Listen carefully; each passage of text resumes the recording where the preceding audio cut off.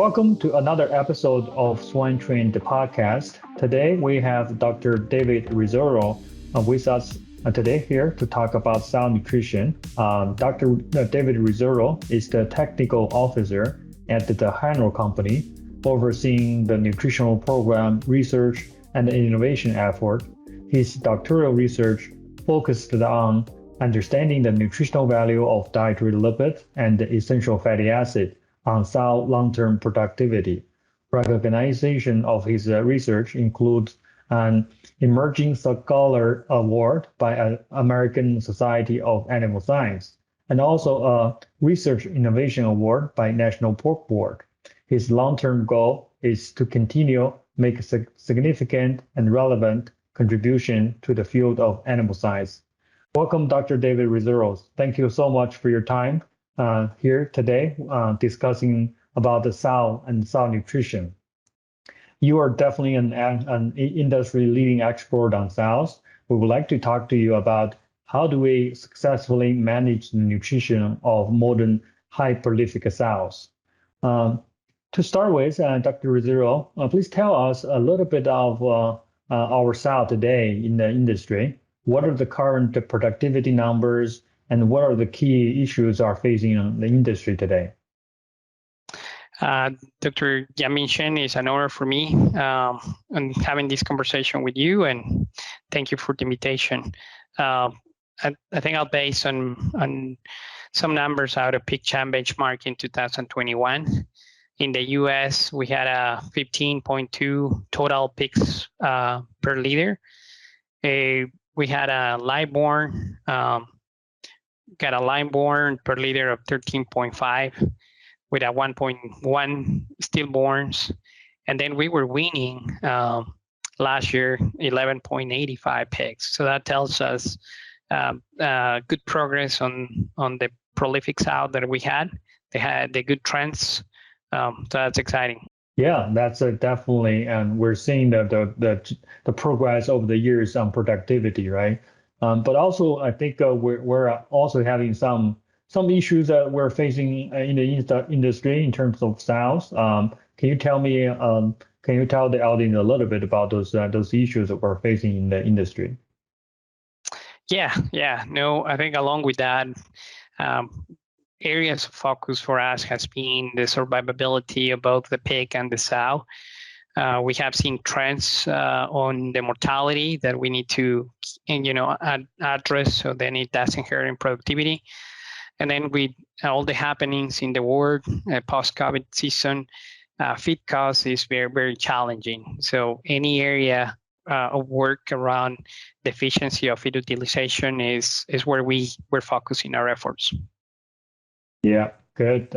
Could you tell us a little bit about what you saw in your system that you felt that you need to change and to improve sow development and then productivity? If you can share some tips with us, that'd be great. Yep. Yeah. So something we spend a lot of time is trying to connect our nutrition team and our production team, put our boots on the ground per se. So a key area for us has been the sow feeding into the field. And this matched with a time where Mark and I sparked a good discussion and the use of the sow caliper. So we studied the caliper, the tool, and we implemented as part of our program that help us as a tool to assess body condition, right? So these also allow us as a training tool for the field guys. So connecting the field, the nutrition was important. Another area has been to address and to find ways to address seasonal infertility. And so on these, we have been very emphatic in saying that limited feeding to sows during lactation is key. You need to provide, but obviously summer months impose us, especially here in Oklahoma, with high temperatures impose high challenges on the intake of the sow. On these, the work we did with NC State and during my doctorate was to study the importance of the essential fatty acid nutrition during lactation. We proved that there's a level that was essential of linoleic acid that was essential for a subsequent optimal reproduction, right? Then maybe this also has to do with seasonal infertility, but it's strategic nutrition. Is feed the sow at times where she needs the most, right? So for areas of focus for us has been on understanding early and late pregnancy nutrition, assessing different nutrients, but also the feed level, and connecting that to the field again. So there has been lately a lot of discussion, especially in late gestation, as you know, on the BAM feeding. We want to be strategic, and we found out that the sows that need most are the teen sows that didn't achieve an ideal condition by day 90, as an example. Also, I'll give you another example, and is if a sow farm has a health challenge, and we have tools as nutritionists that we know it will impact the immunity of the sow, things like vitamin E, higher levels of vitamin E, beta glucans, for instance, that act on the immune system of the sow during those challenging times. We found a way to put it during in the diet to address those health challenges situations.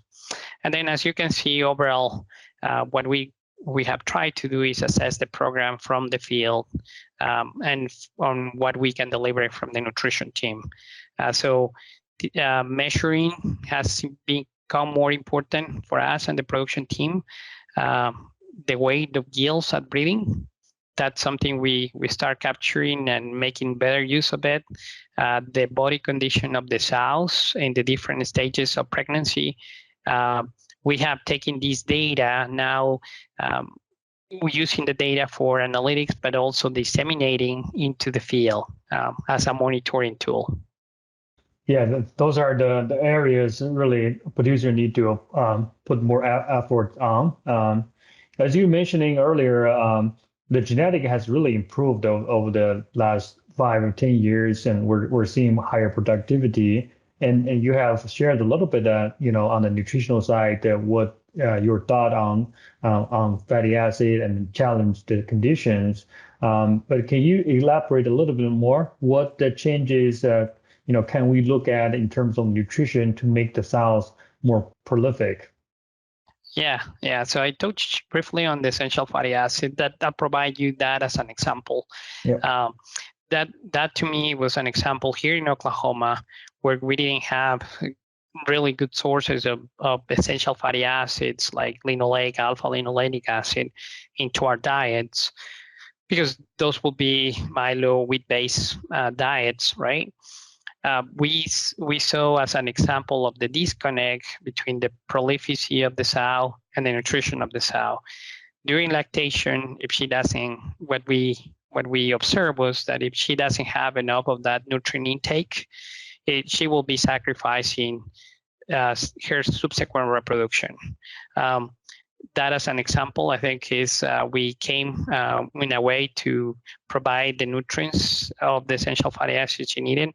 Another example will be the work that is being done on amino acid and the branch change amino acid today. Something we haven't done because our farms weren't building for that is the transition feeding. I think that has sparked a lot of discussion recently, especially targeting the farrowing process, as we have seen the relationship into the reduced time on farrowing reduces stillborns, also impacting early pre-weaning mortality, so areas of importance for us.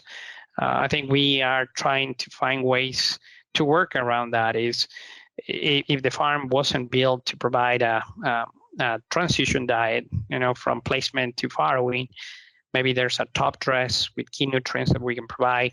Maybe there's a water access for those nutrients, etc. Yeah, exactly. Yeah, that transition diet or transition feeding concept has certainly become more and more popular, especially for European countries. But even even in the US and Canada, we're seeing more people are talking about it. And as you mentioned, they're trying to do a transition diet or develop a top dressing program to address the need for the sows, before farrowing. There are several good concepts that people are talking about. How do we increase the energy status of the sows, right? Nutritionally, we can try to achieve some of that by top dressing, improving the health. Things like that are really quite exciting. Yeah. Maybe for the producer, right, in a practical way too. Yeah. If there's no different diet, maybe he's playing with the level Yep. that the sow hopes that lactation diet she start receiving a placement in the farrowing crate is a level that can provide the energy needs. Or maybe the number of times you feed. That might be another question you can ask yourself is maybe the opportunity to provide at least 2 or 3 Yep. times if there's a way. Yep, definitely. There are new research coming out of K-State and other European countries looking at the different feeding times or the frequency of feeding that helped. But also another point that you were mentioning about this health challenge, I think that's also very important to sow pre-farrowing as well, because if you look at them, they're really under a lot of stress, right? Anything you can provide supplement or top dressing that can reduce their stress level, reduce their inflammation, that could help with their farrowing process. And we do have a data, recent data we collected from Spain showing if you reduce the oxidative stress and you can reduce the stillborn number, that's an indication the farrowing process has been, improved. So Lots of happening during farrowing. That's correct. Yeah. And probably as nutritionists, we have tools on the table. And think about, in my mind, just comes vitamin E as an antioxidant too, right? Or you don't want to sacrifice that level of vitamin E that will be for immune support. Beta glucans will be another one that we know it has an indirect effect on macrophages. Plasma, you guys have shown it has an impact on immunity. So I think we can find in our table the different tools and being strategic about where to use, right? And Exactly. farrowing process will be one, of course. Exactly, and that's where you can see a higher return on your investment. That's definitely true. So let's switch gear a little bit in terms of managing those more prolific sows. What are you seeing that we need to do today to make in terms of management to make more prolific sows? Yep. So I think, and I'm going to be referring a lot to the nutrition perspective from my position. And one for once will be keep an eye on our yields. And is there anything I need to evaluate my nutrition program to achieve the target weight to get the yield at the right age and the right time, the right weight to enter the farm, right? As she entered the farms and as our sows going into gestation during pregnancy is fitting to that ideal body condition. And we have data to support, and I have seen tons of data on these that the sow caliber can be as a good tool to get to that target, right? And then during lactation, as a management is, I think if I go to full feeding, if I allow ad libitum feeding to my sows, she will be accessing to the need she has for meal production. Yeah, so let the sows tell you what she needed, right? You have a very good point. And over the years, we have really evolved in terms of feeding lactation sows, right? When initially we thought we can't feed them very much early on. Now, with the data, as you mentioned, we have changed our mind and make sure the sows are telling us what does she need. Those are very good development. A point before you go there, I want to make it there is, I think it is true. There's a proportion of sows that won't react good to an ad libitum feeding, but that's a small proportion. And in the past, looking to that data, I think we were sacrificing a bigger proportion of sows that needed that ad libitum feeding. So, yep. Absolutely. The goal for the system or for a nutritionist or production manager to manage sows is manage the population, right? It's not just managing a small proportion of the sows. So that's an excellent point. As someone has successfully managed the sows in the recent years in a large production system, what's your top three advice, I guess, you can share with producers hearing us today to help them to improve their herd productivity? Yep, I'll say number one, start with a fast and growing yield, but don't allow her to become too heavy, right? Manage her to that ideal body weight. Along with that, and during her first pregnancy, that's something I'm watching closely. I am very concerned. We need to avoid limiting her growth and development. Mammary gland development occurs during that later in that first pregnancy, and if we're limiting growth, we might be compromising mammary gland development for the lifetime of that gill. As we are successfully into entering gills into the sow farm and into the nutrition program, I'll say is focus on that feeding during gestation to achieve ideal condition to farrowing. That's important. If you can get 78%, maybe 90%, that's what you need to go. You have now tools like the sow caliper tool that you can make the best use of it. And then that goes along with a correct adjustment of feeders to provide that level she needs.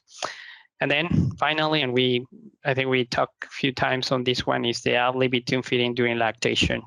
Let the sow tell her needs for milk production.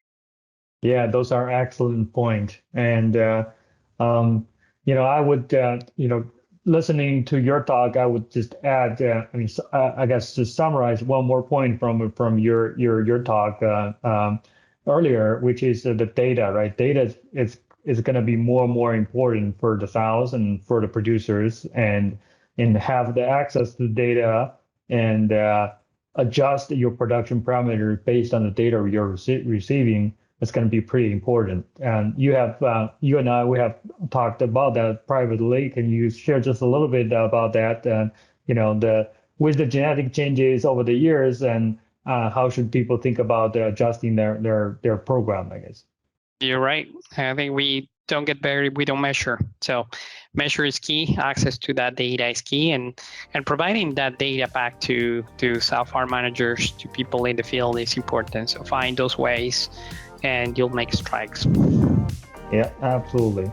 Good. Well, thank you, Dr. David Rosero. Thank you for spending time today with me and the audience. And we had a really good discussion about sows, what we're facing today, and what should we be considering for our sows. Really appreciate your time. Thank you. Yep. Thank you, Dr. Yanbin Shen.